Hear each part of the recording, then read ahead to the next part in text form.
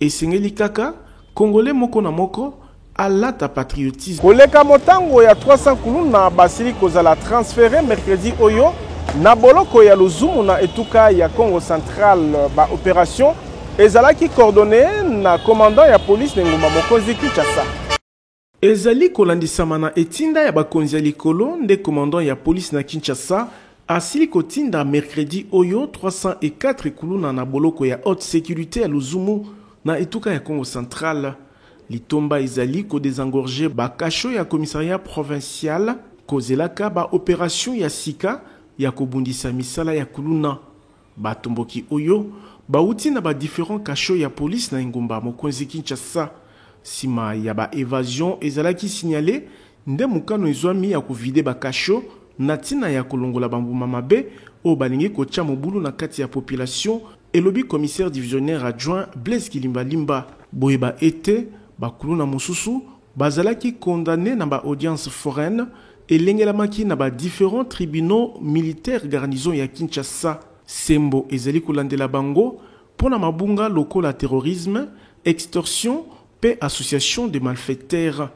Kasi na molongo ya bakangami basusu bazali na mandat d'arrêt provisoire pe bakosamba sur place. Tolobi Tiboko Yoka. Situation sécuritaire ya mboka pe ya Ngumba Mokonzi Kinshasa ezali malamu. Maloba ya Daniel Bumba, gouverneur ya capitale école Congo démocratique, sima ya Lianga ni vice-premier ministre intérieur pe sécurité Jacques Chabani alengelaki.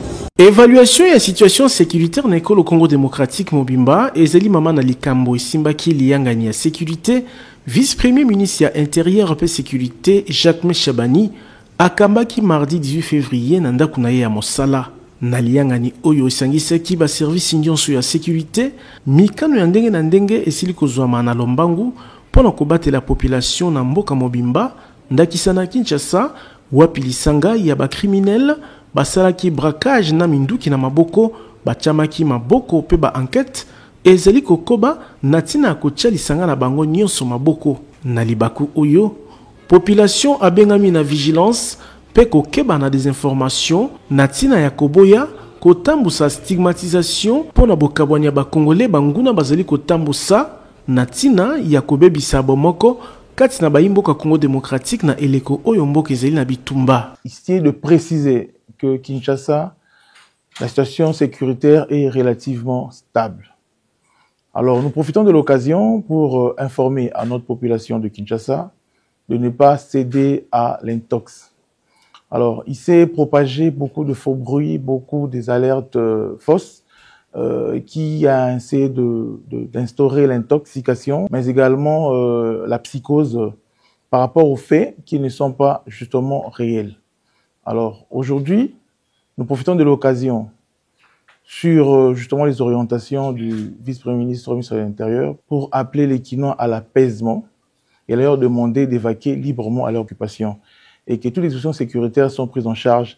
L'armée et la police sont justement là pour accompagner toutes ces mesures afin que les Kinois puissent continuer à vivre paisiblement dans l'étendue de la ville de Kinshasa. Nakoyoka Moyangi Ngumba Mokonzi Kinshasa Daniel Bumba, mapinga FARDC police, bakembisi ba dispositif sécuritaire kaka pona kokenge la population malamu.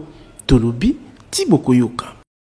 Bokangami ya mapinga FARDC pe ba personnel politique na ba loko ya MONUSCO na Goma uta bokoti ya ba M23 ezali kotuisa mbula matadi makasi Talantina. Premier ministre Judith Suminwa alingi bozongi na bango na Kinshasa esalema na kimia ape bokengi atalisaki yango na Bintu Keita mokonzi ya MONUSCO.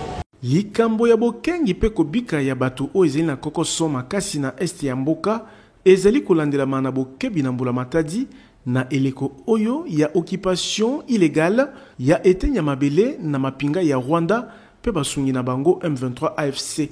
Na tina wana mokonzi ya mbula matadi Judith Suminwa Tuluka akambaki liyangani ya mosala na délégation ya MONUSCO etambusamaki na Bintu Keita mojalisi ya secrétaire général ya Nations Unies na RDC mardi 18 février 2025.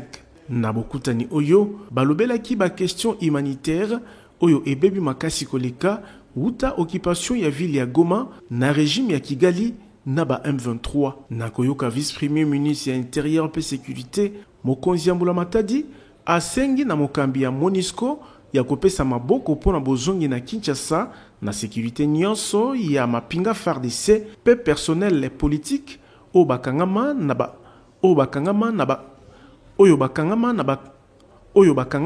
baloko ya MONUSCO oyo bakangama na baloko ya MONUSCO na Goma. Thématique a tourné autour de nos hommes, nos FARDC, nos vaillants combattants et notre personnel politique qui se trouve jusqu'à présent dans la ville de Goma, dans les locaux de la MONUSCO. Et il était question de se garantir mutuellement de leurs conditions, de leur prise en charge, de leurs droits et surtout leurs droits conformément à la Convention de Vienne, aux droits humanitaires, et je crois que l'échange était très positif, était fructueux. Nous, la République démocratique du Congo, son gouvernement est très préoccupé par la situation de tout son personnel, et surtout celui-là, ces FARDC et ce personnel politique qui se trouve dans les enceintes pour qu'ils puissent rentrer.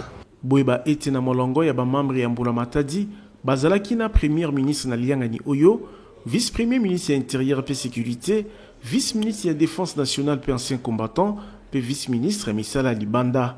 Tolobi, Tiboko Yoka.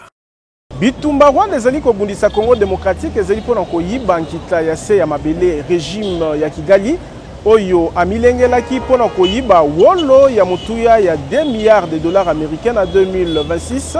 Amoni Zela kokangama ministre ya mine Kizito Pakampoma atalisi mikano kani Mbula Matadi ya sili kozwa pona kokanga nzela na Rwanda.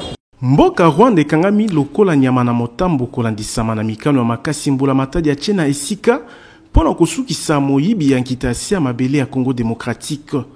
Nzela nyonso wolo pauni cobalt pe ba minere ya moyibi lekaka ezala bipa ekendaka ekomi kokangama likambo o matisi kanda ya Paul Kagame o azwiki lau pe akomiko atake esteko le Congo démocratique bipa inkita yango ezalaka liboso ya bapanzi sango mardi ministre ya mine Kizito Pakapomba asemboli ete moyibi ya or ya pamba na 2022 Rwanda azalaki kokotisa 500 millions de dollars américains kasi projection na ye na 2026 ezali kokoma na 2 milliards. Eza ba action que tozo mené to sali pe ba zone rouge pour la ba minerai ya territoire ya Masisi na Calais, mais aussi tozo continuer na cadre ya CIRGL ko sa la mobilisation et ko tinda ba suspension et ko sa le mapé pour na mboka bazo sala musala ngo ya koyiba ba minerai na biso na Rwanda. Donc yangonde tozo tia en place ba action wana pona et ça les malisusu te et pona batwana la mitala na litalatala et ba yebaka ke non ngai nazo sala jeu ya ba Rwandais, jeu ya mutu azo bomba ba Congolais, jeu ya mutu azo violer ba basi.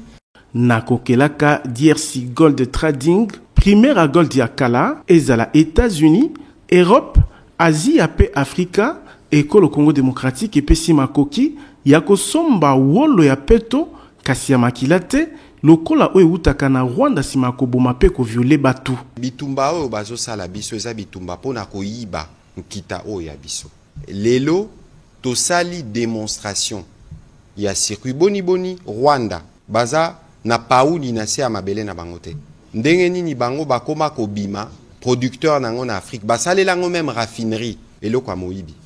Lelo ministre alakisi ba chiffre awa ba komi na ba milliards na 2026 ba koma na ba 2 milliards et lakisi c'est presque ou plus de 50% ya budget na bango oyo bazozwa na moyibi ya nkitao ya biso yango nde bazosala biso bitumba et lakisi ke biso tozo boucher ba circuit nyonso oyo mbongo ifo ezongela ba congolais bimaka kilo ya or ezalaka boni lelo 1 kilo $80,000. Siko bango na Rwanda, na moyibi obayibaka na basiko bacha na Congo, bazalaka na 800 kilos par jour. Siko sala 800 fois 80,000, 64 millions par jour.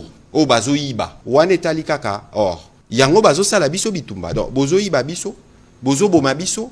Na yango Mbula Matadi, abengi ba Congolais ya kozala liboke moko sima mapinga, pe mokonzi mboka Félix Tshisekedi pona kocha Paul Kagame singa na kingo libela pamba te soki moyibi ya nkita ya RDC esalami te Rwanda kozala na makasi te ekopesa ekolo Congo démocratique makoki ya kofulukisama tolobi Thibaut Koyoka.